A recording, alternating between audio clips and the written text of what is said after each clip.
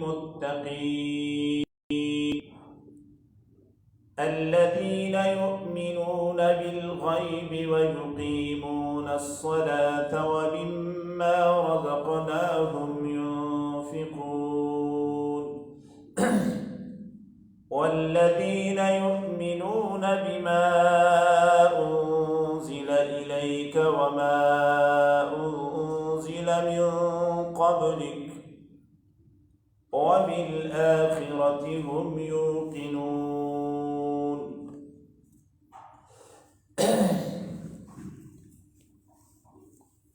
الف لام میم. اللہ فوئیگی بمقصد دری حروف ذالک الكتاب دا کامل کتاب لا ریب فیہ نشتری شک بدی کی هدى للمتقین ہدایت دفرد متقیانوں الذين متقين هغه کسان دي يؤمنون بالغيب چې ایمان لري غیب باندې ويقيمون الصلاة قائموي منځ ومما وبعض د هغه مالنا رزقناهم چې ورکړي دي موږ دي ته ينفقون خرج کوي د الله دپاره والذين يؤمنون وهغه کسان چې ایمان وروړي بما انزل اليك هغه کتاب باندې چې نازل کړی شوی تا ته وما هغه څه انزل من قبلك چې نازل کړی شوی وبالآخرة هم يوقنون وخاص بآخرت باندې د یقین ساتي. سورة البقرة مدنی صورت تی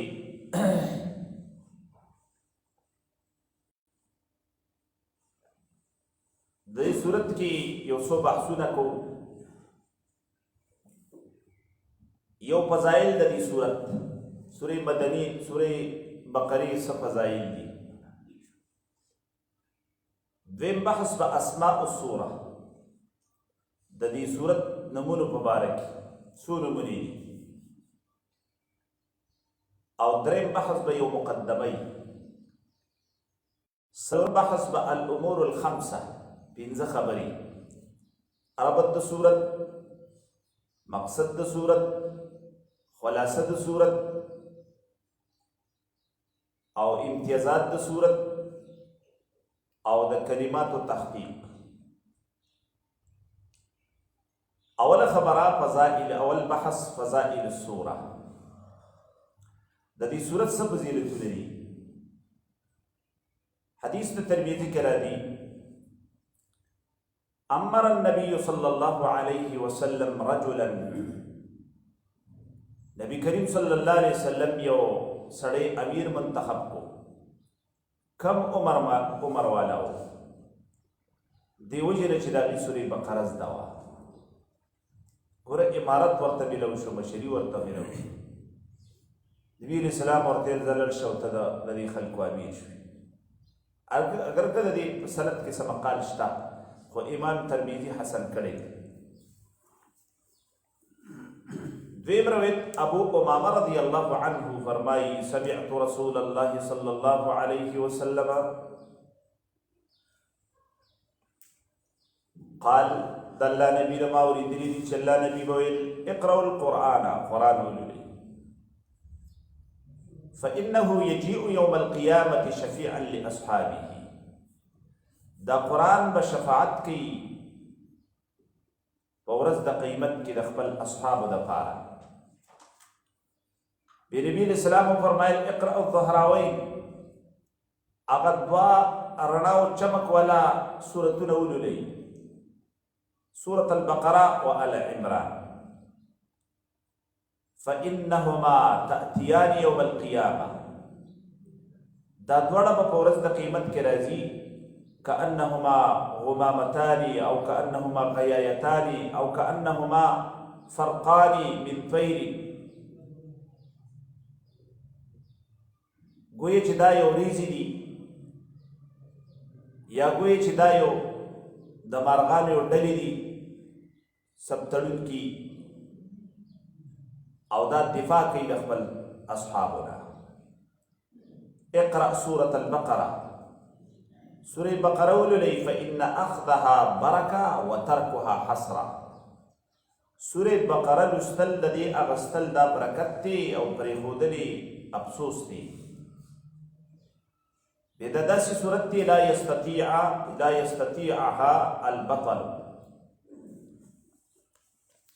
البطل. جادوگر د دې په لستون کې اثر نشي کولی. داسې صورت دی دا چې څوک وایي جادوگر پې باندې اثر نشي کولی. امام مسلم په خپل صحیح کې 2 جلد کې دا روایت راوړی. دریم حدیث د ابو هريره رضی الله عنه کې مرفوعا نقل دی. الله نبی وی لا تجعلوا بيوتكم مقابر، خپل کورونو نه مقبرې مه جوړوئ، ځکه شیطان تختی د هغې کور نه تقرأ فيه سورة البقره، چې سورې بقره به کې لوستلی کېدی شي. بل یو روایت کې راځي یا لا يدخله الشیطان، هغې کور ته شیطان نه داخلي. دا روایت امام احمد په خپل مسند کې راوړی دی، امام مسلم په خپل صحیح کې راوړی دی، امام ترمذي، امام نسائی. څلورم ابو هريره رضی الله عنه نے روایت دی، مستدرک حاکم کې دی او ترمذی کې دی په سند حسن سره. نبی کریم صلی الله علیه وسلم فرمایي لكل شيء سلام وسلام القرآن سورة البقره. سلام اوچتوالی ته وایي، خوب ته وایي. دا لکه د اوښ د بره خوب چې کوم دی دې ته سلام وایي. د هر شي دپاره یو سلام شته دی، یو خوب اوچتوالی شته. د قرآن دپاره اوچتوالی سورة البقره. بل روایت کې عبدالله بن مسعود رضی الله عنه فرمایي من قرأ هذه السورة ليلا، چا چې سورې بقره د شپې ولوستله نو شیطان به دې ته نشي نږدې کېدی د دې کور ته 3 لیال 3 ورځې. فلا يقرب الشیطان الى بیته 3 لیال، نه به نږدې کېږي شیطان د دې کور ته 3 شپې، 3 لیال 3 شپې. ومن قرأ نهارا فلا يقرب الشيطان الى بيته 3 ايام، چا چې دا صورت د ورځې ولوستو نو شیطان به 3 ورځې د دې کور ته نه ورځي. صحیح ابن حبان کې دا روایت دی، صحیح الترغیب ترهیب کې دی. او ابن حبان رحمه الله وی مراد د شیاطین نه مردة الجن، سرکش شیطانان ابدی کور ته نه داخلي. دغه شان لبید ابن ربیعه رضی الله عنه دا یو شاعر، 7 معلقه د شعرونو کتاب دی، د جاهلیت والا شعرونه پکې دي. 7 معلقه په دې کې د لبید ابن ربیعه ډېر اشعار پکې دي، فصیح ډېر شاعر. یو قصیده پکې شته د دې صحابي 150 کاله عمر، 150 کاله، دا یو ریکارډ دی. شاعرم دی، جاهلیت ولو په زمان جاهلیت ولو کې مشهور شاعر، 150 کاله عمر. د جاهلیت زمانه او د اسلام زمانه دواړه لاندې کړی ده، دواړو کې وخت تیر کړی. کله چې مسلمان شو هغه شعرونه پرېښو، او دا خبرې به کوله چې کله قرآن موجود دی نو شعر ته څنګه ضرورت پیدا کېدی شي. قرآن کې چې کوم فصاحت دی، کوم بلاغت دی، دا شعرونه کې چرته دی. یو ورځ ته عمر فاروق رضی الله عنه فرمایل لبیدا څه شعرونه خو راته ووایه. لبید ابن ربیعه رضی الله عنه سورة بقره ورته شروع کړه. عمر فاروق ورته ویل نه دا خو لا اريد منك هذا، سورة بقره مې درته نه دي ویلي، شعرونه راته ووایه. لبید ورته وایي ما كنت نه یم زه چې یو شعر وویم بعد ان علمني الله البقره وآل عمران، وروسته د دې نه به زه څنګه شعر ویم چې الله ما ته سورې بقره زده کړې ده، سورې عمران زده کړې دي. یو روایت کې داسې راځي قد ابدلني الله به البقره، د شعرونو په بدل کې ما ته الله سورې بقره را کړې ده. بل روایت کې داسې راځي چې ما ته الله قرآن را کړی دی.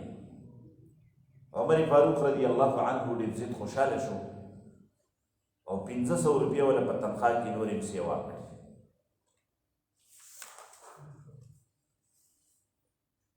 د فضایلو د دې صورت نه دام دي. حافظ عماد الدین رحمه الله ابن کثیر داوی په دې صورت کې 1000 اوامر و 1000 نواهی، زر اوامر دي په سورې بقره کې او زر نواهی دي، و 1000 جمله او زر جملې دي پکې. امام قرطبي رحمه الله وی 1000 حکم، زر حکمتونه دي پکې. دا داسې صورت دي، زر حکمتونه په یو صورت کې. او د بعض حسائینو نه نقل کړي دي چې په دې صورت کې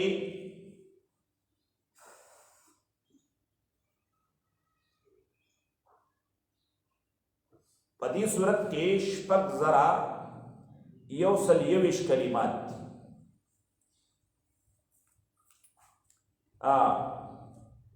دومره کلمات دي. او دغه شان 5000 25000 او 500 25000 او 500 حروف دي پکې. شاه عبد العزيز رحمه الله په تفسیر فتح العزيز کې لیکلي دي چې په دې کې 1500 ښکارا احکام دي. د دې یو سورت ته آیت المداینه ورته وایي، د سورې بقره آیات 15 احکام باغی دي. دومره کامل او جامع صورت دی. حافظ ابن قیم رحمه الله په کتاب الروح کې لیکلي دي چې په دې صورت کې 15 مثالونه دي. عبد الله ابن عمر رضی الله عنهما د دې تفسیر او تعلیم باندې اتکاله تیر کړي. موطا امام مالک کی ذکر دي، اتقان په علوم القرآن کې ذکر دي. عمر فاروق رضی الله عنه دا په 1200 کالو کې لوستي دا صورت شعب الایمان کې نقل. شقیق ابن سلمہ رحمه الله فرمایي چې عبد الله ابن عباس سورې بقره ولستا او دا غي عجيبه تفسیر وکړو او تشریح وکړه. نو یو سړي په کې دا ویل لو سمعت هذا الديلم لاسلمت، کدا تشریح او تفسیر د علم والا کافرانو اوریدلې وي نو اسلام به راوړي. خدویم بحث دی فاسماء السوره، د سورې بقره نمونه. د دې سورت ډېر نمونه دي. ډېر درې نمونه داسې دي چې هغه په احادیث مرفوعو کې راغلي. یو نوم دی سورة البقره. دا ورته څه کوي چې د بقرې واقع ده پکې. نو جمهور علما وایي چې دې ته بقره نوم ورکول جایز دي دې سورت ته، ځکه حدیث د مسلم کې نقل دي چې مخکې تیر شو اقرأ الظهراوین.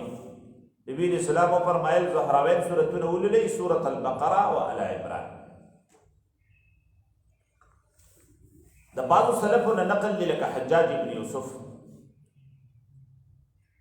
او په دې کې ابن مردویه رحمه الله یو ضعیف حدیث هم ذکر کړی دی.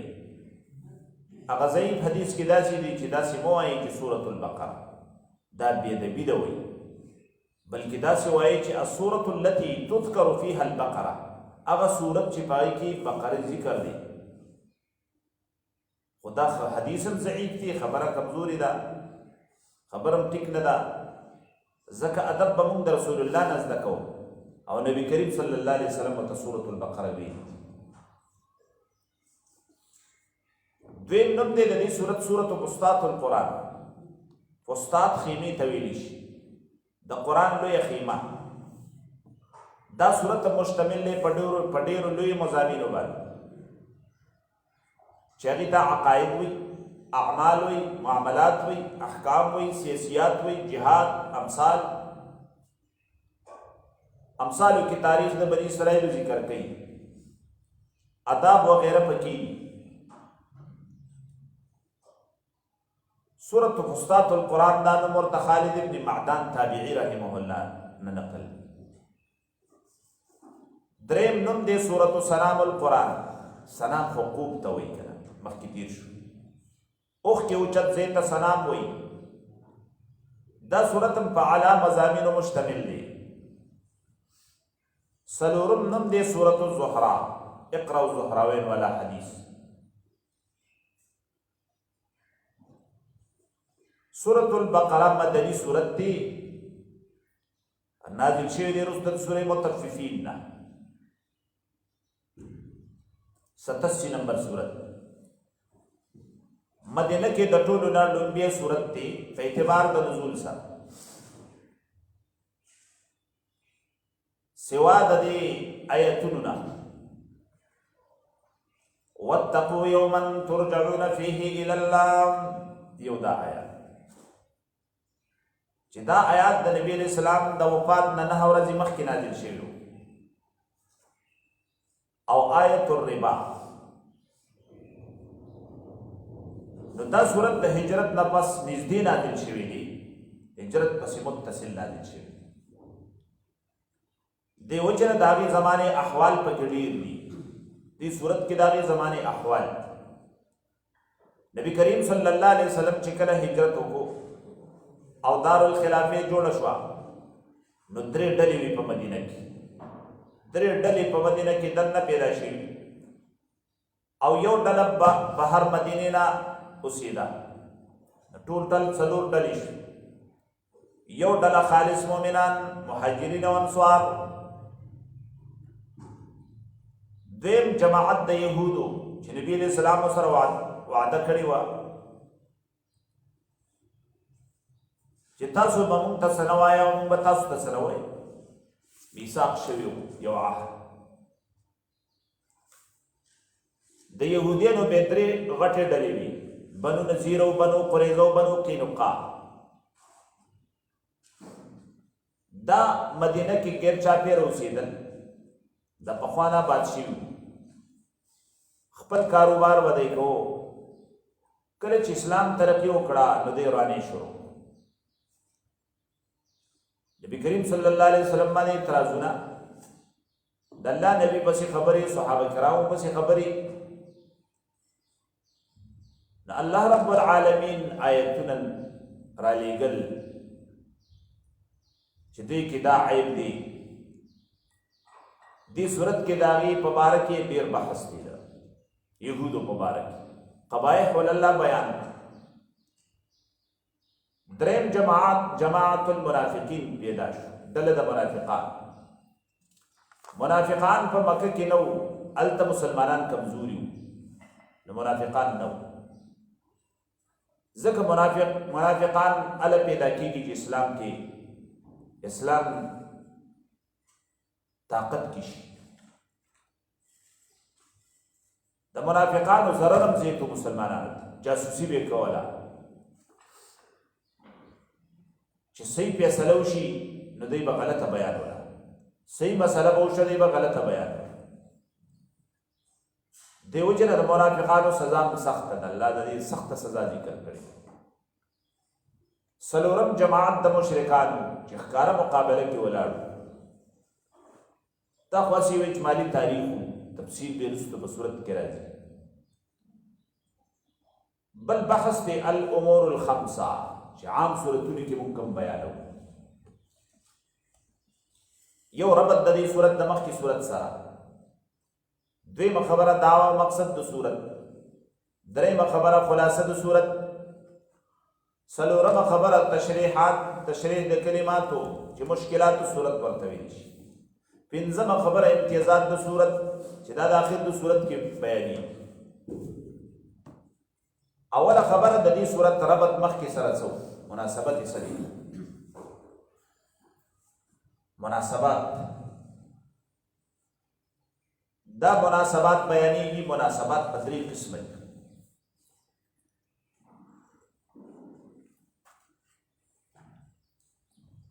یو مناسبت ربط السوره بالسوره، یو صورت ربط او مناسبت د بل صورت سره. دوی مناسبت ربط الآیات بالآیات، د یو آیات مناسبت د بل آیات سره. دریم ربط الآیات بموضوع السوره، د آیات ربط د صورت د موضوع سره، د صورت د ټاپک سره، د آیت سره ربط. ګوره دا مناسبات چې کوم دي نو ګوره دا څه بدعت نه دي، بلکې دا یو فهم دی چې الله یې چاته ورکړي د الله په کتاب کې. حدیث نه معلومیږي یو ورځ نبی کریم صلی الله علیه وسلم فرمایي، امام بخاری دا روایت راوړی دی، عدلت شهادت الزور بالاشراک بالله. نبی کریم صلی الله علیه وسلم فرمایل د دروغ گواهی دا د شرک بالله سره برابر ده. ثم قرأ بيدا آيات الرسو فاجتنبوا الرجس من الأوثان واجتنبوا قول الزور. اللہ فرمائی ځان بچ کې د رجس د پلیتینا، پلیتی څه شی دی؟ من الاوثان چې هغه بندګي د غیر الله ده. واجتنبوا قول الزور، د دروغ ګوي نه ځان بچ کې. نو ګور دا دې ته استدلال وای په دلالت الاقتران سره.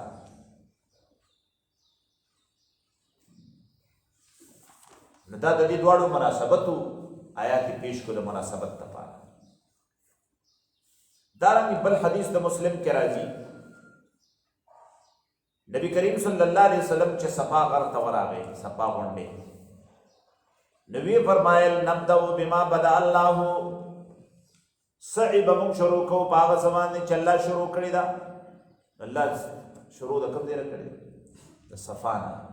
ان الصفا والمروه من شعائر الله، صفا مخکې ذکر کړی دا، نو صعب د صفا نه شروع کی.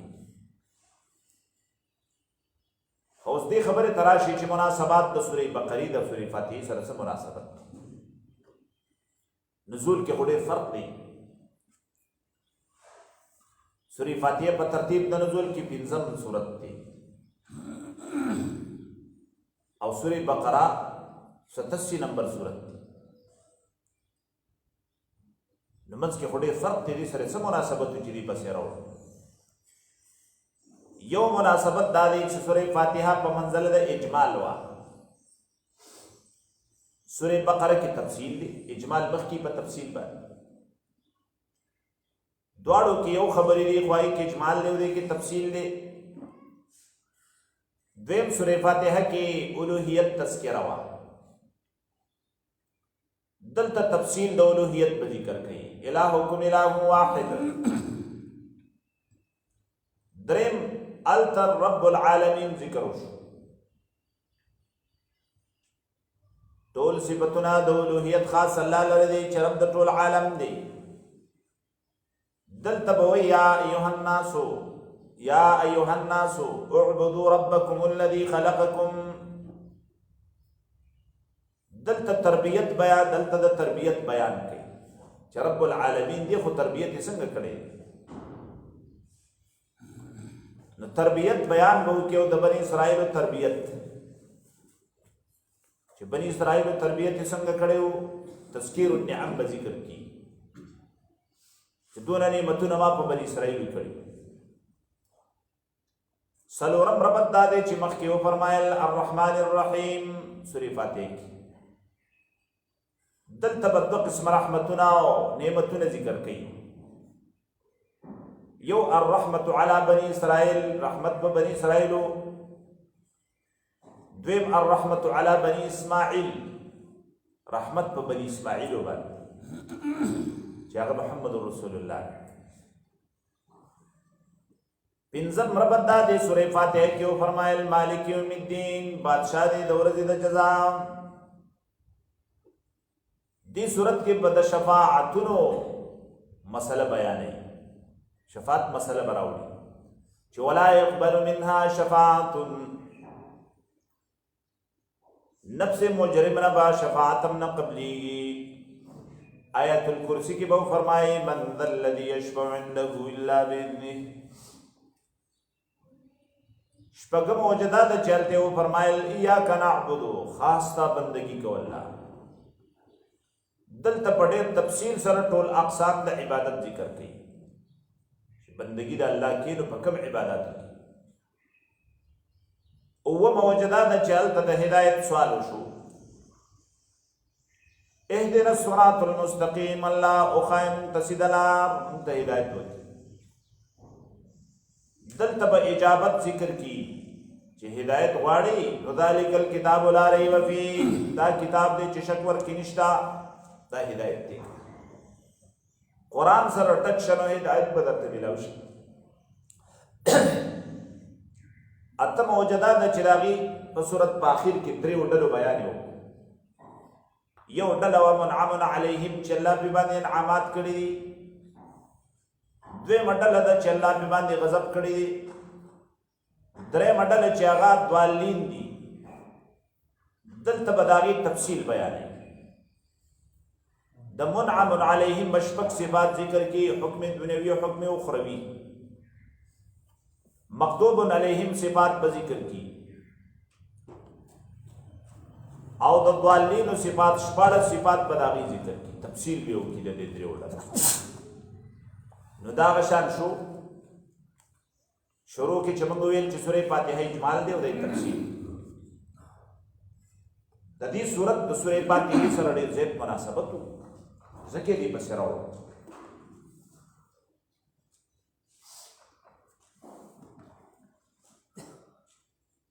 د صورت دویمه خبره چې هغې ته مقصد د صورت ویل شي، دعوه د صورت.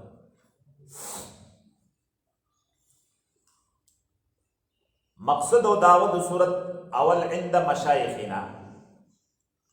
د صورت موضوع او دعوه دا ده، څلور خبرې دې صورت کې څلور خبرې ذکر کړي دی. دعوه ده یو اثبات التوحید، توحید به ثابت. دویم اثبات الرساله، د رسول الله رسالت به ثابتوي. دریم الجهاد فی سبیل الله او څلورم الانفاق. دا څلور واړه مهمې خبرې دي. بیا د صورت تقسیم کوي څلورو حصو ته. څنګه چې څلور خبرې دي نو صورت څلور حصې دي. اوله حصه د اول نه تر 96 نمبر یاد کې شپږ نوي. قل من کان عدوا لجبریل دې ځای پورې په دې کې توحید خبره بیانوي.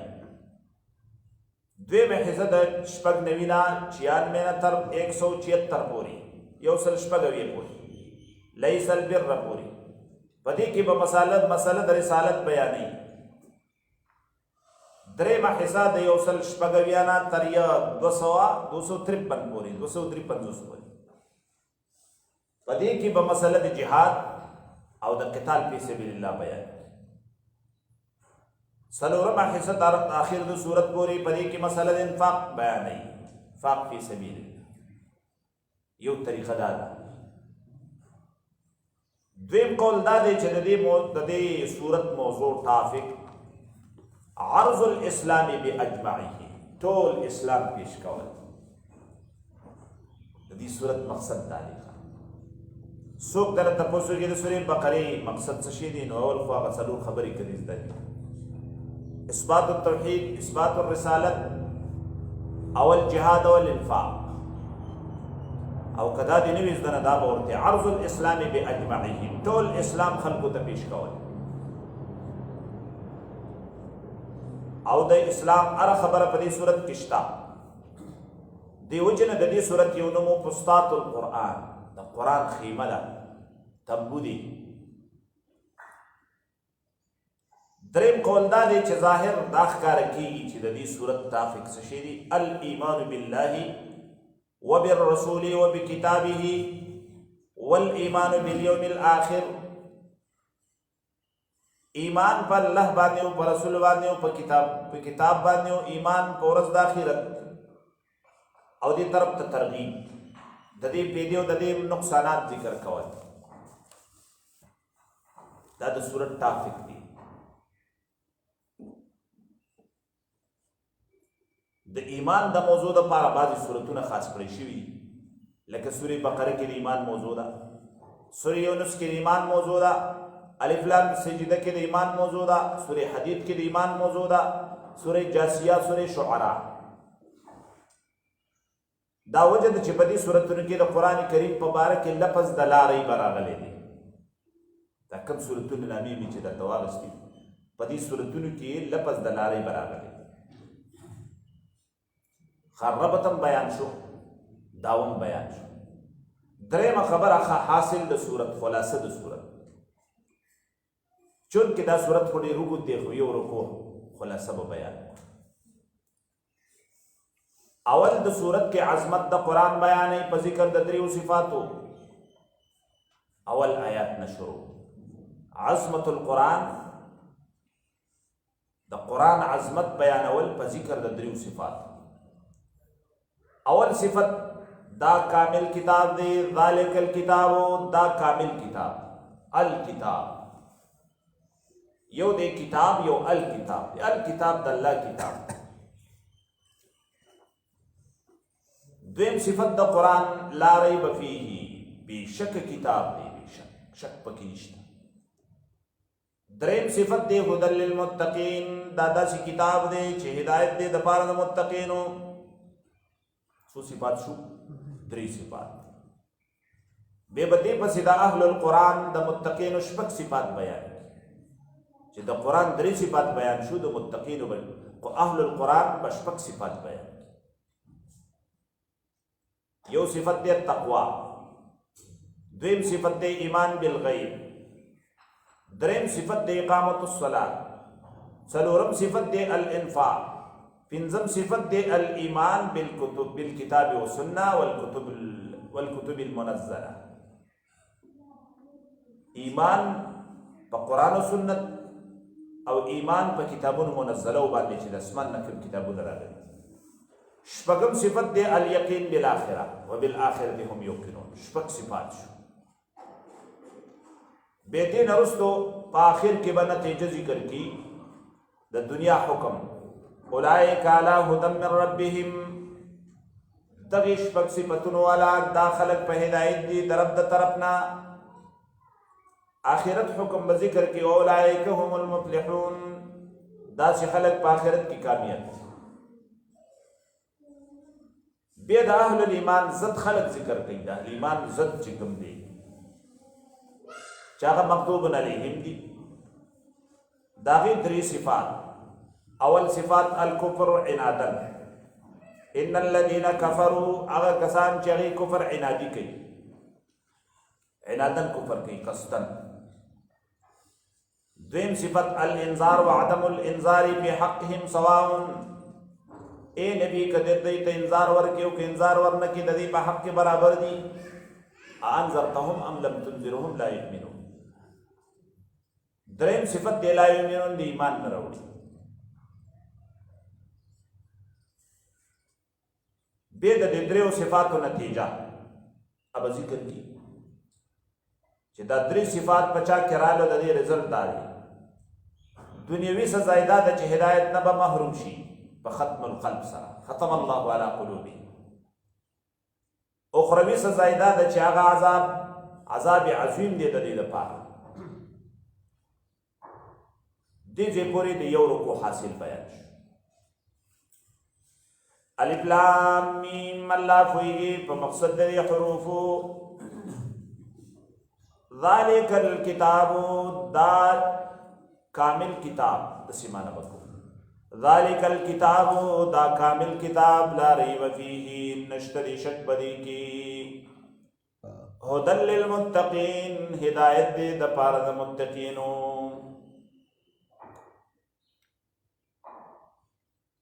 الف لام میم دې ته حروف مقطعات وایي. د دې نوم دی حروف المقطعات. متقدمینو په اصطلاح کې دا حروف دي. مقطعات ورته په دې وجه وایي، مقطعات د تقطیع نه دي، کټ کولو ته ویلی شي. دا کټ کټ ادا کېږي. الف لام میم. نو متقدمینو په اصطلاح کې دې ته حروف وایي، ځکه چې متقدمین علما د اسم او د فعل حرف فرق نه کوي، ټولو ته حروف وایي. ورنه په اصل کې دا اسما دي. الف اسم دے د مسما دا الف، لام اسم دے د مسما دا لام، میم اسم دے د مسما دا میم. نبینا پدی باندې دي ته اسماء المقطعات وی رست علماء په اصطلاح. دا حروف په ابتدا په شروع د 29 سورتونو کې راغلي. حروف مقطعات د څو سورتونو په اول سر کې راغلي؟ 29 سورتونو په اول سر.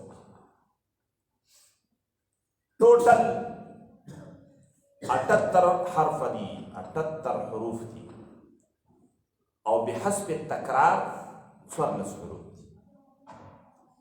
تکرار سره چې حساب کې کنه 78 راځي حروف مقطعات، او چې تکرار ته نه لري کې حروف مقطعات به دي 14 حروف دي. دا دواړه جمع کړي دي علماء مجموعي دا دې لپاره چې خص د شي حروف مقطعات. لکه قارین هم داسې کوي، قلقلی حروف را جمع کی او یو عبارت تی جوړ کی. نو د دې مجموعه دا طرق سمعك النصيحه، دا ټول حروف مقطعات. طرق سمعك النصيحه، غوږ نصیحت تکیدا. تا تسوقي حروف مقطعات د ټول ویا نو به دا طرق سمعك النصيحه، طرق سمعك النصيحة.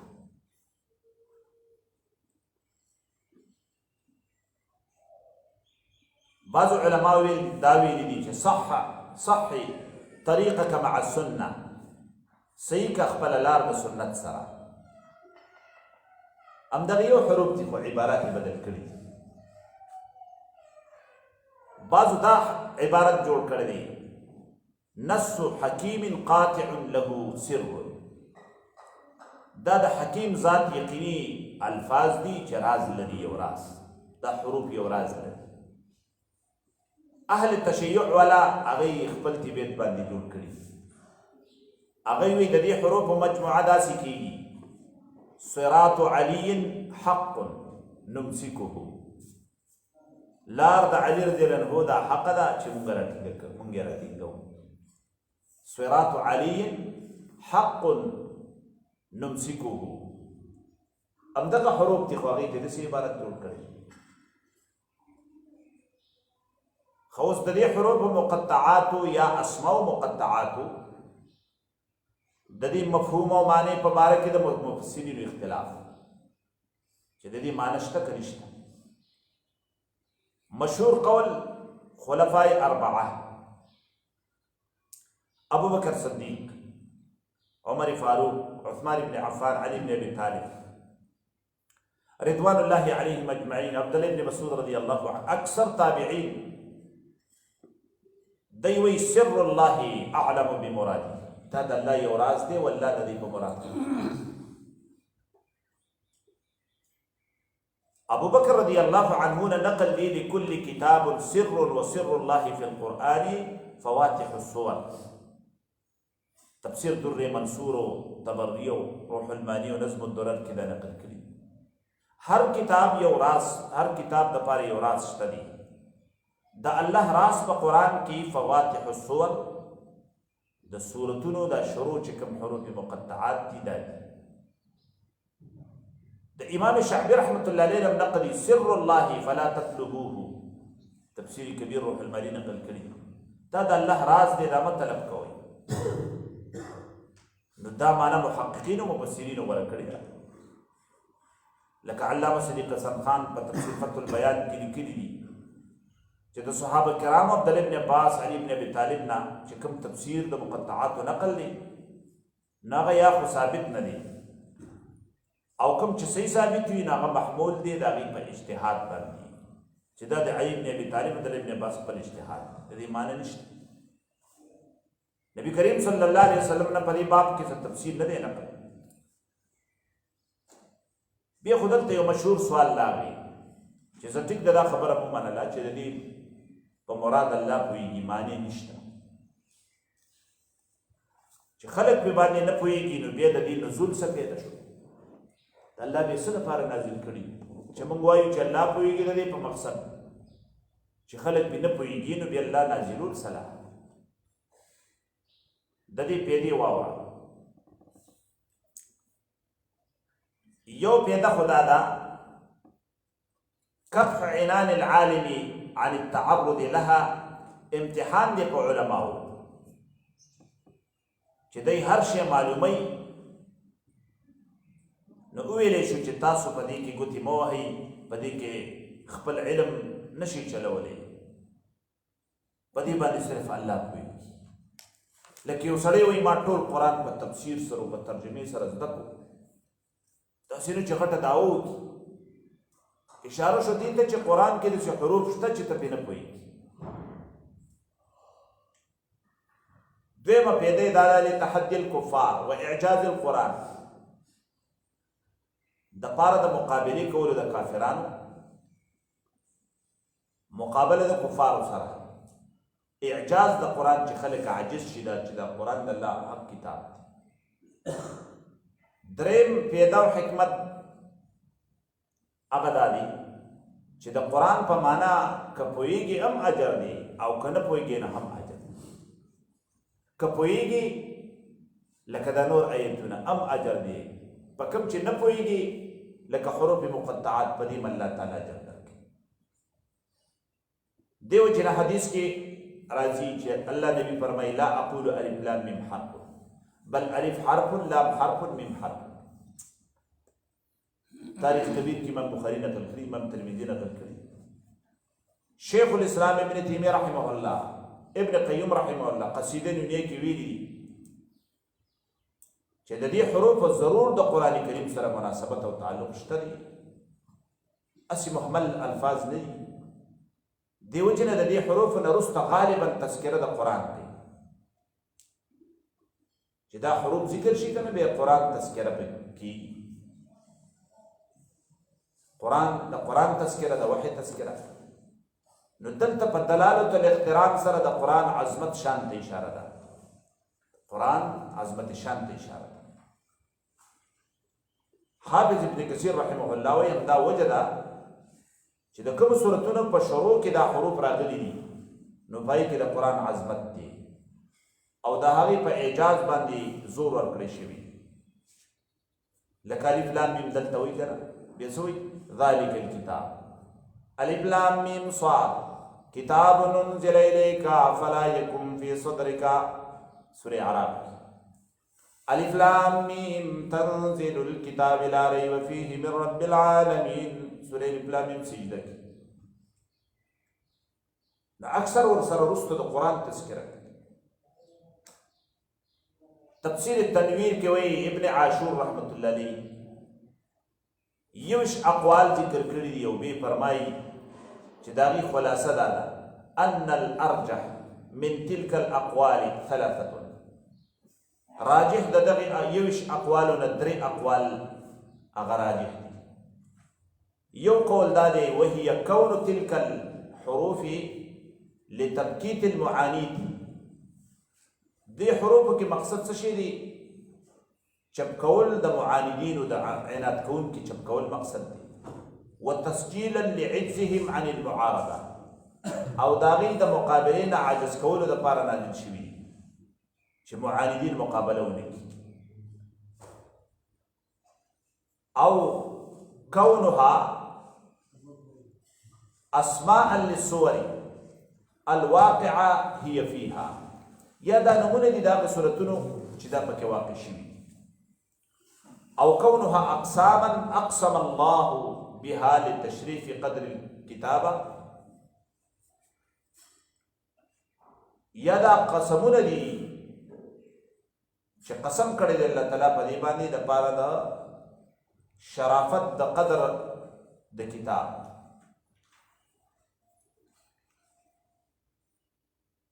بیا د دې علماو په نسبت باندې دا متشابهات مراد نه دی معلوم، اگر که حکمتونه او پیدې شته رموز شته دي خو مراد نه دی معلوم.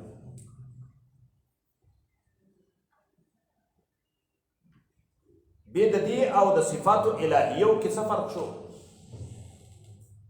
د الله صفات هم د متشابهاتو نه دي او دا هم د متشابهاتو نه شو، حروف مقطعات هم د متشابهاتو نه شو. دې دواړو په منځ کې به څه فرق شو؟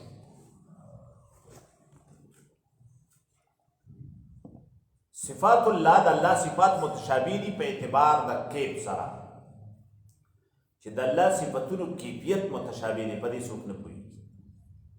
اوس د الله لاس دی چې څنګه دی د لاس، د دې څه کیفیت دی، طریقې څه ده، دا متشابهات دي، الله پې باندې عالم.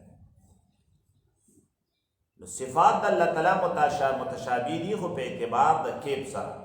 اگر که معنی لغوي شته، ید معنی شته دی لاس، خو کیفیت متشابه دي. او دا حروف متشابه دي په اعتبار د معنا سره، معنی نشته.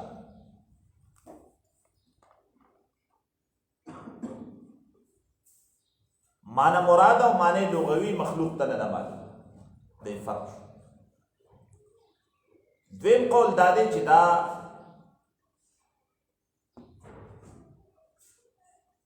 دا عربی مبین جبه کړي دا قرآن، نو که په دې کې داسې الفاظ راشي چې په هغې باندې انسان نه پوهېږي، نو بیا به لازم شي خطاب بما لا یفهم. دا سوال دی او دا خو به ضایع دی. قرآن په څه باندې نازل شي؟ عربی زبان کې دی، واضح زبان کې. نو چې بیا دې قرآن کې داسې الفاظ راشي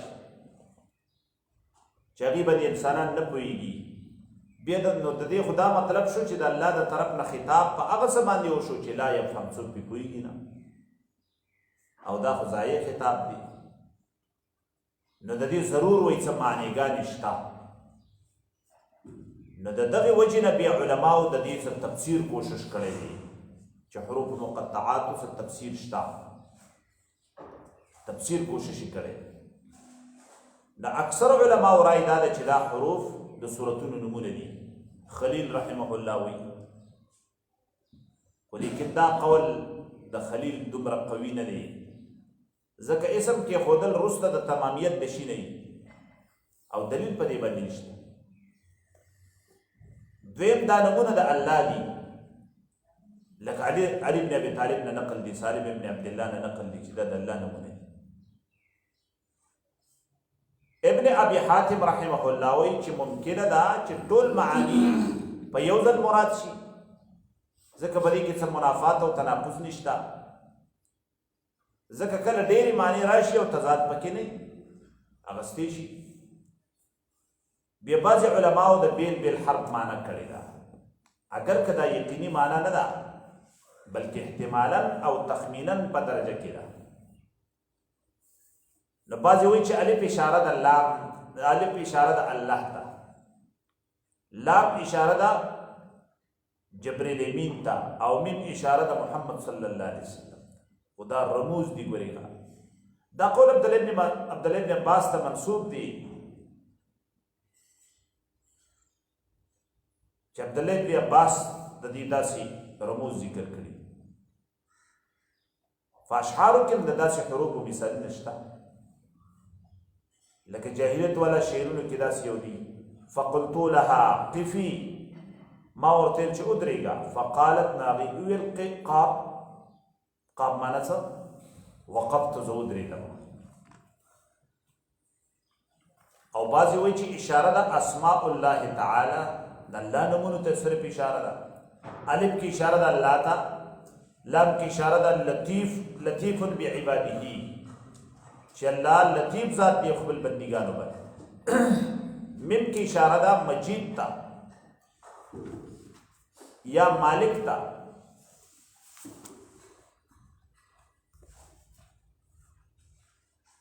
او بعضو دا معنی کړی ده چې الف اصل تا، لام لازم تا، او میم محکم تا. یعنی دا کتاب اصل او لازم الاتباع دی او محکم کتاب دی. تفسیر الرحمن دا ذکر کړی چې الف کی اشاره د اصل تا، لام کی اشاره د لازم تا، میم کی اشاره د محکم تا. یعنی دا کتاب اصل او لازم الاتباع کتاب دی او محکم کتاب دی. سلورم عبداللہ ابن عباس نم دا نقل دی چې الف کی اشاره ده انا، لام کی اشاره ده الله، او میم کی اشاره ده اعلم. لکه ابن کثیر د عبداللہ ابن عباس نه دا نقل کړي، یعنی انا الله اعلم، الله وی ز الله ما او زه پوهیږم. ولیکن ظاهر او راجح هغه اول قول دی چې د دې معنی نشته. والله اعلم بمراده دا باقي هغه قول ذکر راجح دی چې هغه خو یو د خلفاء اربعون نقل دی مفسرینو.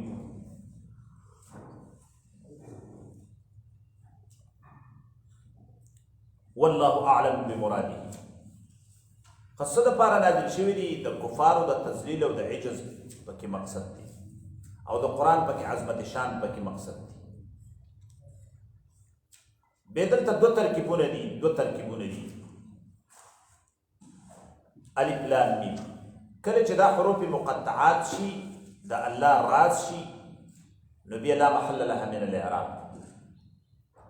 دویم ترکیب دا دی که نوم د قرآن یا د سورتونو شي، لکه دا صاحب الکشاف او سیبویه په کتاب کې غوره کړي، نو بیا الف کریمه دا خبر دی، هذه مبتدا پټه ده،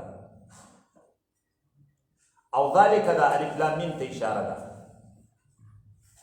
عرب کله بلا مناسبت هم د یو شي نوم دی، نو ذالک اشاره ما نزلا و ما سینزلو ته ده.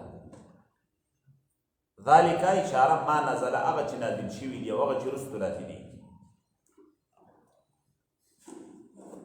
بیا ذالک الکتاب دا کتاب دلته مشهور سوال لازم. مشهور سوال دا دی چې عربو د اشارات وضع کړي دي، نږدې دپاره خپله اشاره وضع کړې ده، د لرې دپاره خپله اشاره وضع کړې ده. دا کله کله که هر زبان کې داسې وي، پښتو کې مونږ نږدې دپاره ځان ته اشاره کوو، لرې دپاره ځان ته اشاره کوو. مونږ وایو دا، او چې لرې هغه. دغه شان عربۍ کې هم جدا جدا الفاظ دي.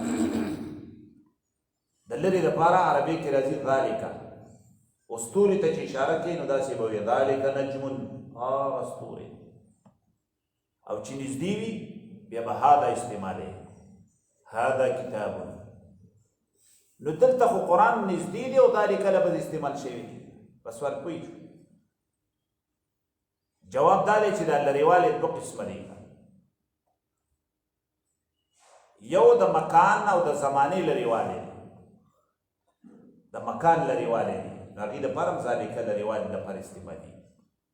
دویم د مرتبې لرېوالی دی چې کله مرتبه لویه که نه هغې ته هم ذالک لفظ لرې اشاره استعمالي. د لرې عرب ورته د لرې اشاره استعمالي.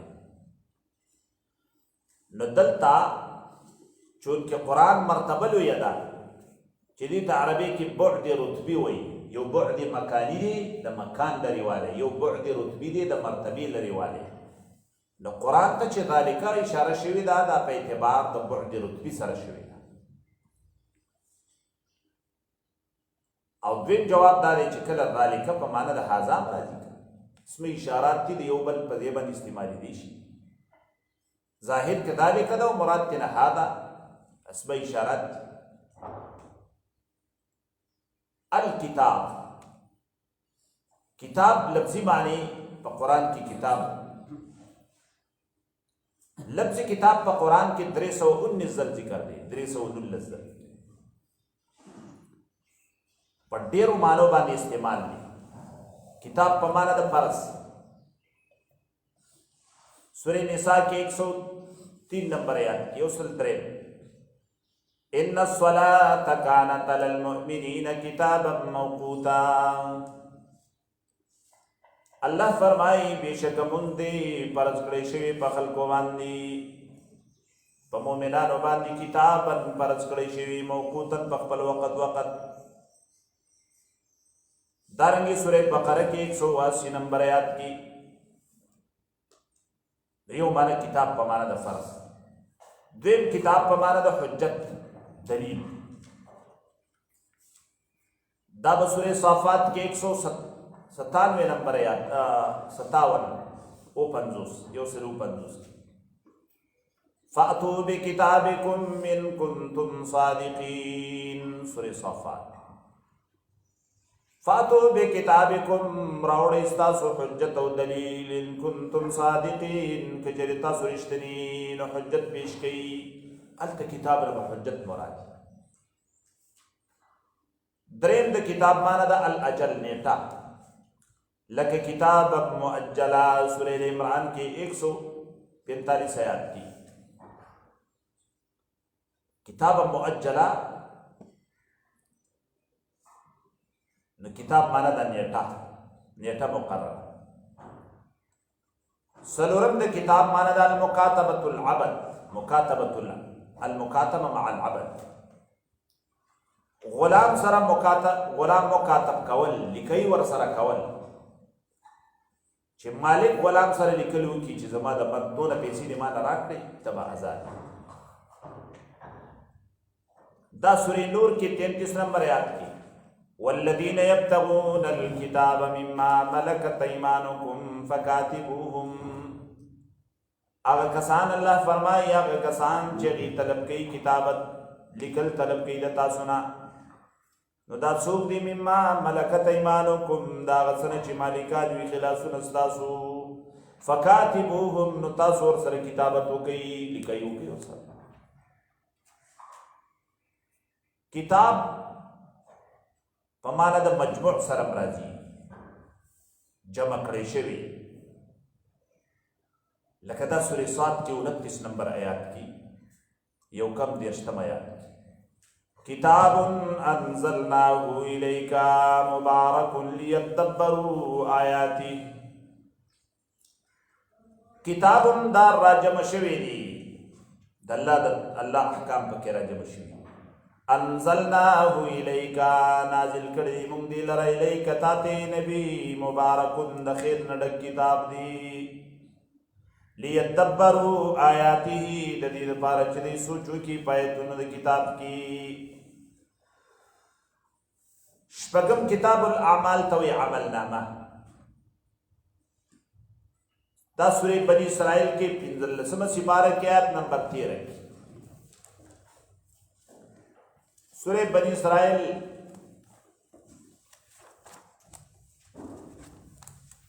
15 سپارہ آیات نمبر 13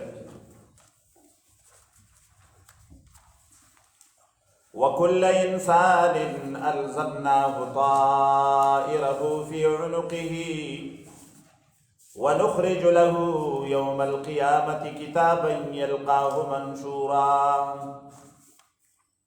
وَكُلَّ إِنسَانٍ أَلْزَمْنَاهُ هر یو انسان تا لازم کړنم طائره عمل نامه ددی فی عنقه بسر ددی کی ونخرج له يوم القيامة يورو بباسم ندی دپارا پورت د قیمت کی کتابا یو کتاب عمل نامه یلقاه چې دا و سره مخامخ شي منشورا او کلاو کړی شوی وي خورا وي او به ویلی شي چې اقرا کتابک اولو لخبل عمل نامه کفا بنفسک اليوم علیک حسیبا کافی دے نفستان نن رضی علیک پتا بند حسیبا حساب کو ان کی یو دا بانش کتاب پا ماند لکلو سراسوری نبا کی 29 نمبر آیات کی کل شیئن احسیناہ کتابا ہر یو شے منگرا گر کردے پا لکلو کے ہر شے لکو اللہ اتم کتاب پا ماند لوح محفوظ سورہ واقعہ کی 78 نمبر آیات کی وَإِنَّهُ لَقُرْآنٌ كَرِيمٌ فِي كِتَابٍ مَكْنُونٍ. بے شکا خامخادہ قرآن دے عزت من فی کتاب مکنون فلوح محفوظ کی. نہم کتاب ماند الحکم الشرعی شرعی حکم سورہ احزاب کی 6 نمبر آیات کی لسم دا کتاب مانا دا الرسالہ خط مانا سورہ نمل کی 29 نمبر آیات کی سورہ نمل آیات نمبر 29 یوکم دیشتم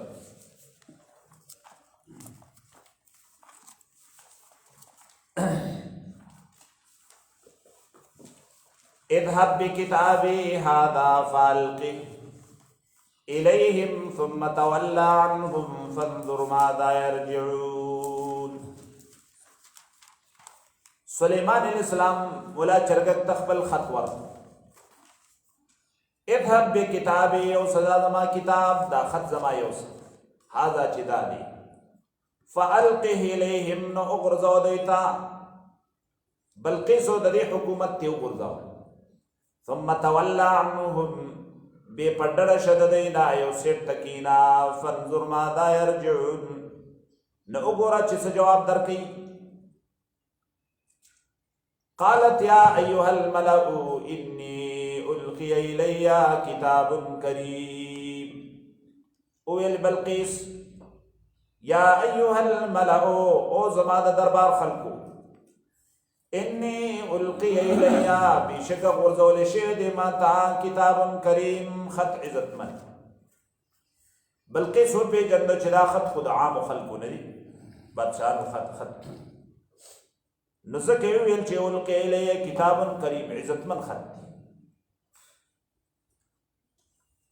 یو لسم کتاب په معنا د مقرر رزق او د عمر سورہ اعراف کې 37 نمبر ہے.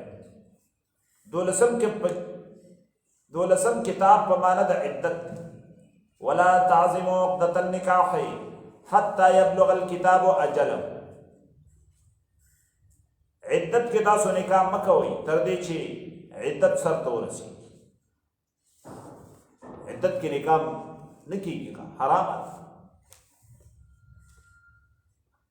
ذالک الکتاب د قرآن اصل نوم دی الکتاب. خپل نوم د قرآن څه شي الکتاب. دا نورې صفتونه دي مجید او کریم او عظیم او.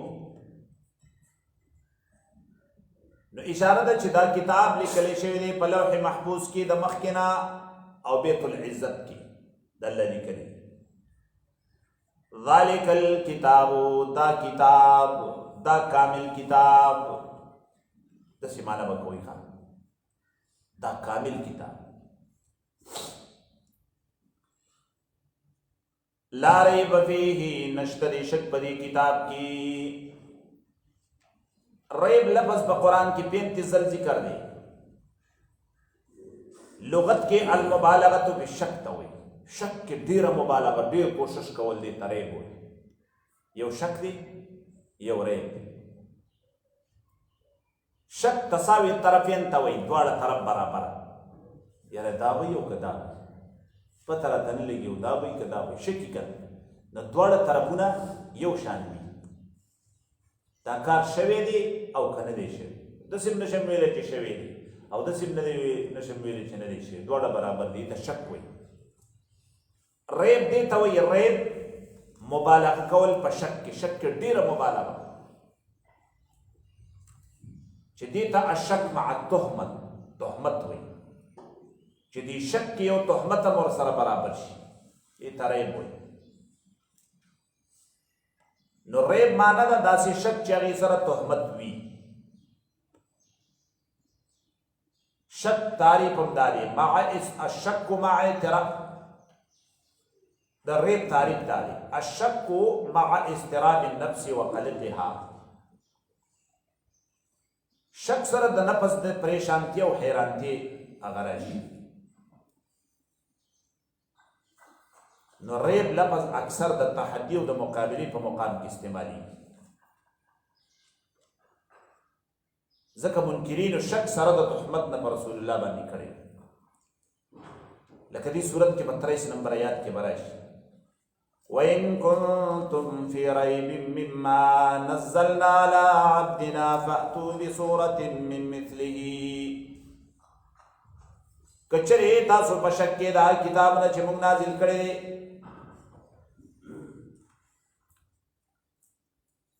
خدا لا ریب لفظ یو دلته دی او بل سورې یونس کې دی. سورې یونس کې آیات نمبر 38 کې. دریم ځل په سورې سجده کې الف لام میم سجده کې دویم نمبر آیات. بس دې دریو سورتونو کې دا دی لا ریب لفظ. یو دلته یو سورې یونس کې او یو الف لام میم سجده کې. وجه دا ده چې په دې درې واړو سورتونو کې ټاپک او بحث د ایمان دی، د توحید دی. توحید دلته به مشهور سوال راځي چې شک خو نشته که نه؟ قرآن کې خو شک نشته، او حال دا دی چې انسانانو خو شک کړی.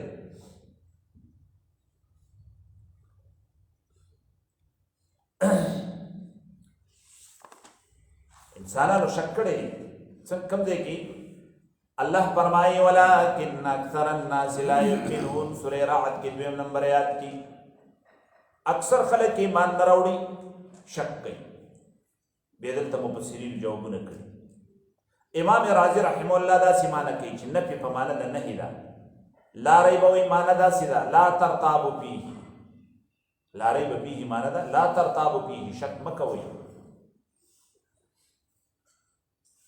مسائل راځي کې دا ذکر کړي، لیکن دا تعویل ته ضرورت نشته. امام راضي چې کوم تعویل کړي دې ته ضرورت نشته. دا د ظاهر د قرآن نه بعید. دویم جواب دا دی چې لا ریب کې معنی ده ادعایی ده، لکه دا تلخیص وغیره ذکر کړي چې لیس ریبهم بریب، د دې دا شک نه دی. دی چې قرآن کې شک کړی دی نو دا شک په منزله د عدم دی، شک نه دی. دریم تفسیر زاد المسیر وی لا ریب فیه بانه هدن، شک نشته په دې کتاب کې چې دا د هدایت والا دی، دې کې شک نشته. راجح تفسیر دا دی چې لا ریب فیه تفسیر القرآن بالقرآن ورپسې وګوره. بهترین تفسیر خدا دی چې تفسیر القرآن بالقرآن. سورہ الاسلام سجدہ 1 نمبر آیات، سورہ یونس 37 نمبر آیات، هغه به تفصیل شي، تفسیر به شي لري. وایي کې دا سړي لا ریب فیه من رب العالمین، نشته شک پدې کې پدې کتاب کې د طرف د رب العالمین نه، د الله د طرف نه پکې شک نشته. نه که مخلوق شک کوي نو کوي دي کنه، خو د الله د طرف نه پکې شک نشته. بل سوال دلته دا راځي چې لا ریب فیه داسې ویل نو داسې به ویلې وی کنه چې لا فیه ریب، لا فیه ریب داسې به ویلې. جواب دا دی چې لا فیه ریب ویلې وی نو به معنا برشان، به معنا سوي چې لا فیه نشتری خاص په دې کتاب کې ریب شک، په قرآن کې صرف شک نشته دی. نو احتراز راته د نورو کتابونو نه، تورات انجیل زبور نه چې ګنهګي کې شک کوي، خو دې کې شک نشته. خو داسې لفظ الله راوړو چې لا ریب فیه ویل چې د الله د طرف نه هر کتاب راشي کې به شک نه. نو لا فیه ریب کې بیا معنی د تخصیص وا. بل سوال دریم سوال دا راځي چې لا شک فیه ولنوي، نو حکمت دا دی چې نفی د ریب کې کمال زیات دی د نفی د شک نه، ځکه ریب متضمن دی ډیر اشیاء لره، لکه شک، شبهه، اختلاف، تناقض، اعوجاج. دا شیزونه د لوازماتو د ریب نه دي. نو ځکه بعضې مفسرینو تفسیر باللازم کوي چې لا ریب فیه لا شک ولا شبهة ولا اختلاف ولا تناقض ولا اعوجاج فيه، دې ته تفسیر باللازم وایي.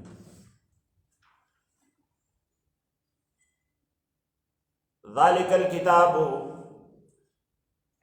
دا کامل کتاب. ذالک الکتاب دا جدا جمله ده، مشار اشاره و مشار الیه، اسم اشاره و مشار الیه دا جدا جمله ده. لا ریب فیه دا جدا جمله ده. نو معنی به داسې کې ذالک الکتاب، دا کتاب چې کامل دی، لا ریب فیه یو شک نشته په دې کې، داسې معنی ذالک الکتاب، دا کتاب کامل کتاب، دا کتاب چې کامل دی. الکتاب نه پورا او ذالک من دا لا ریب فیه شک نشته بدی کی. اکثر خلق داسې معنی کوي دی کتاب کې شک نشته نو دو جمله نه یو جمله جوړه کی. اگر کا هم جایز دی ویلی شي خو غوره معنی خو نه ده ځکه دو جملو کې کمال ډیر وي په نسبت د یو جمله. ذالک الکتاب دا کامل کتاب لا ریب فیه نشتری شک پدی کی. هدى للمتقین دا اوس د قرآن بل صفت. درې صفات د قرآن بیانېدل کړه. یو صفت دا دی چې دا کامل کتاب دی. دویم صفت شک پکې نشته. دریم صفت دا دی چې هدایت دی د متقینو لپاره. هدى للمتقین داسې کتاب دی چې هدایت دی د متقینو لپاره. د دې حمل په الکتاب باندې د هدن حمل په الکتاب باندې په طریقه د مبالغې دی لکه زید عدل شو. اشاره شو دې ته چې دا کتاب سراسر هدایت دی. بے هدن نکره راوړه ځکه تنوین تنکیر د پاره د تعظیم دی. پنځه قسمه تنوین نحو کې وایي کنه. تنوین پنځه قسم کې شو دیاری من بگیر. اول تمکن استعی والثالث تنکیر. دیگر مقابل است ترنم برادرم. ان فنج قسم یاد کی شوی شاهی بیلدی.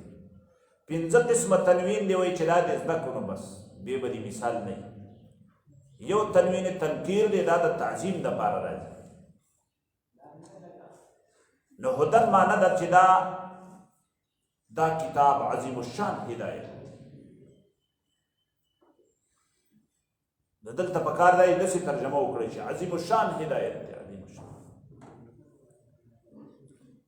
لکه حدیث کې راځي نبی کریم صلی الله علیه وسلم فرمایي من نفس عن مؤمن کربة من کرب الدنیا نفس الله عنه کربة من کرب یوم القیامه.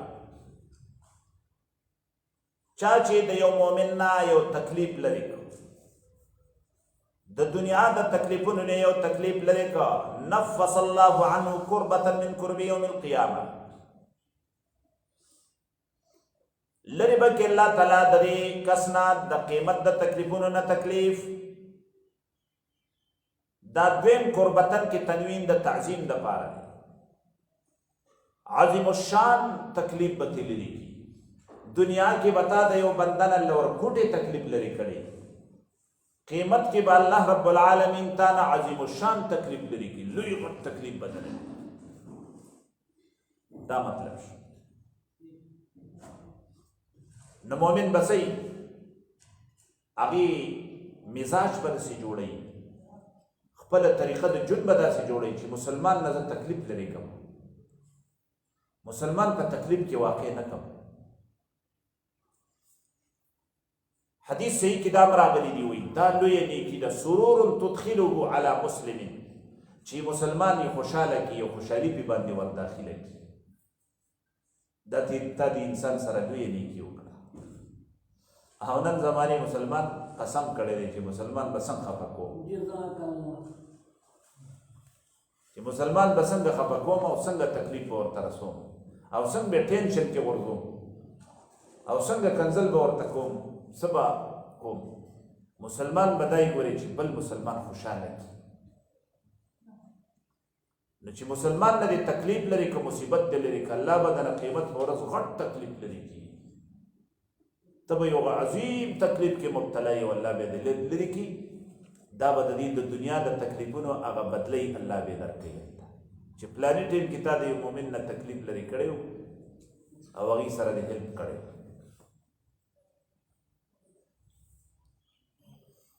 بعض علماء هدن اغوی مصدر مبنی للفاعل دی. هدن ما پمانه ده حادی سرا مصدر کی دا رضی کله مبنی للفاعل وی کله مبنی للمفعول وی دلته مبنی للفاعل دی. هدن للمتقین معنی ده دا قرآن هدایت کون کې دی د متقینو ته هدایت کی.